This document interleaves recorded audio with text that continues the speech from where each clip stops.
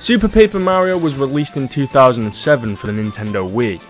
Unlike the other Paper Mario games in the franchise, Super was a platformer with certain RPG elements and areas instead of being a turn-based RPG like the previous games. The game brings in a new mechanic which fuses both 2D and 3D spaces together. Mario is made to be able to shift between the two dimensions. The game was originally planned to be released for the GameCube alongside its predecessor, but it was shortly moved to the Nintendo Wii as motion controls could be used in order to include certain new gameplay features like aiming at the screen for our companion to establish hidden areas in the background. For this review, I'm playing the Wii U shop version. There's not really that much of a difference, it's just higher quality. Super Paper Mario's main positive that I see everywhere when looking at this game is its story, and I must vouch for this. The story for this game is easily the most amazing story Nintendo has ever come out with. The story begins with both Mario and Luigi getting news about Princess Peach's kidnapping, so they immediately head over to Bowser's castle and find out that Bowser is currently in the middle of giving us a speech before raiding the Mushroom Castle to take Peach. This here shows us that Bowser indeed isn't the one who has taken the princess, and we get some pretty entertaining chit chat between the two Super Mario Brothers and Bowser discussing the attack, which then in comes this game's main enemy, Count Bleck. He makes it clear to all of us that he plans on destroying all worlds, so Mario responds with trying to jump on the antagonist's head, but he gets countered and knocked unconscious. This leads to the rest of the room getting sucked into a void to where he makes Bowser and Peach marry in order to create the Chaos Heart. This spawns a void in the sky which leads to the end of the universe as stated in the Dark Prognostic. The next time we see Mario, he gets woke up at the castle by our main companion, Tippy the Pixel. Tippy transports us to Flipside where we meet Merlon. Merlon is a descendant of the ancient ancestors. He gives us one of the 8 pure hearts, which these hearts are used to save all the worlds from destruction, so both Mario and Tippy are required to venture through the worlds the hearts lead them to in order to retrieve the other hearts to stop Count Bleck. Simple, right? So what's so good about the story? Easily the emotions and the feeling that the game gives off. In between beating chapters, a story with hidden meaning is presented. It's about a pair of lovers who weren't able to live their lives together as their race is getting in the way of their love, and it's up to the player to catch on to who this story belongs to.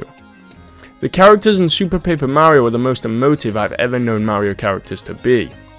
Each enemy swears loyalty to their leader Count Bleck so much to the point where the 3 loyal minions all swear to rebuild the Count's dream world, one with only peace and no war. Luigi is given the star role as both a hero and a villain. Bowser has become a playable character who has not only been made a hero, but has been also quite an entertaining character. And finally, Princess Peach has been made playable, and to celebrate this, she is given her own dating simulation segment. Jesus. Pixels are an ally character in Super Paper Mario. They currently have only appeared in this game, but they're suited quite well into it. The pixels are used to help the Mario crew by giving them advantageous special abilities like picking up enemies or being used as an explosive. There are 12 pixels that are collectible in Super Paper Mario, minus Tippy, but some are actually optional and not necessary to collect in order to beat the game. Dimentio is by far the most twisted character in this game. Spoiler alert, he's the actual final boss in the game, and when playing the game for the first time, you'd never really expect him to betray Count Bleck. Hell, it's not really even established with his actions until he makes it clear to you that he wants you to join him in order to destroy Bleck. Finally, my 2 favourite characters in this game are both Tippy and Count Bleck, the couple which are also known as Timpani and Blumiere. Super Paper Mario is the only Mario game I can think of where Mario isn't really the main character. Sure, you can play as Mario, but the story is about these 2 characters. Mario is simply just a side character in this tale. You find out that the hidden text in between chapters are the narrative attached to both Blumiere and Timpani, who at the end of the game, upon finally beating Dimentio, a chapel is formed, the one from Bowser and Peach's marriage. It's rebuilt, and here Count Bleck and Tippy confess their feelings and give their wholehearted declarations, which leads to the world being saved as their love counters the Chaos Heart.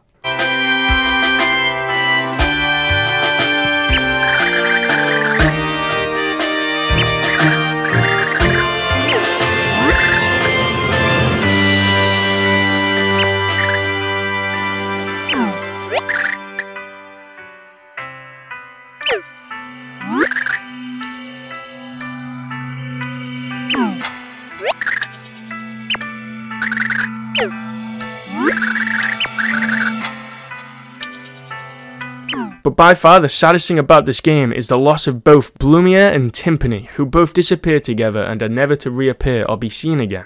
And the final screen gives off such a heartwarming end. It shows the true happy ending that Blumiere and Timpani truly strived for, and this gives the player a great feeling of satisfaction. The chapters have 4 episodes in each world, besides from the 6th chapter, but I'll get to that. The way the worlds load are actually very pleasing to me. The way all the shapes get filled with colour and the worlds start to get presented, it's such a nice touch, and most of the environments in this game are designed rather nicely. The 4th episode in each chapter is always a boss fight at its end. This is to get the pure heart in that chapter. Examples being Fractale, who's a robotic dragon, Mimi, who is a minion underneath Count Bleck. She becomes fucking terrifying, and even an amazing fight against a mind-controlled Luigi, or Mr. L, which happens in chapter 4, 6 and 8. I enjoyed all of these fights. In chapter 6, this is easily home to one of the worst levels in the game. You go against a gauntlet of enemies. It's tedious and boring, but it's also home to one of the darkest parts of the game. This is where you start to get really immersed into the story. The real quest you are given to complete here is you have to beat 100 almost identical soldiers in almost identical areas. This is to prove to the king that you are worthy of the pure heart. For plot reasons it's shortened down to 20, but it is still very frustrating. The reason why you do this, however, isn't really for the king's approval, as Mimi is disguised as King Sama. She does this to stall the hero whilst the worlds are destroyed, and in doing so, you see the characters who inhabit Sama's kingdom struggle with the realization that the world is going to tragically end, and they will die alongside it. This is brilliant, and I really love this.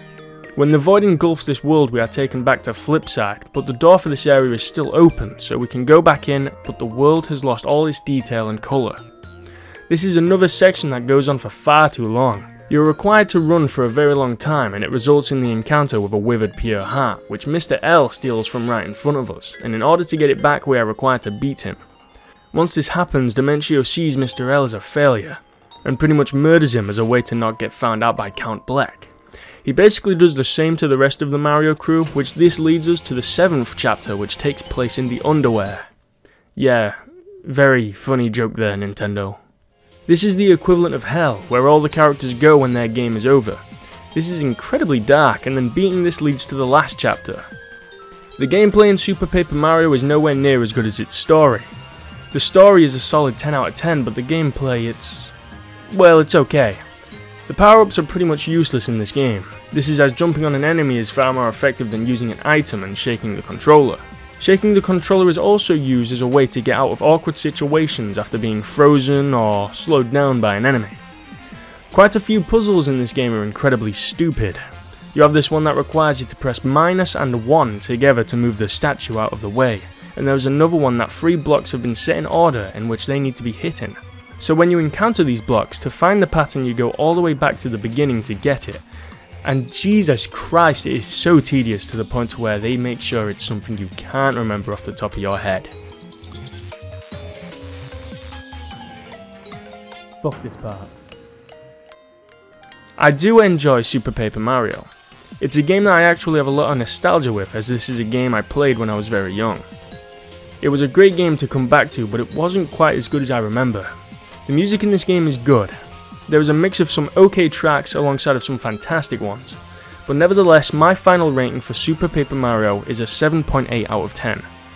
Hope you enjoyed this, and Skyward Sword is the next review. Just a quick little side note, the story in this game is so emotion felt to the point where it nearly made me fucking cry.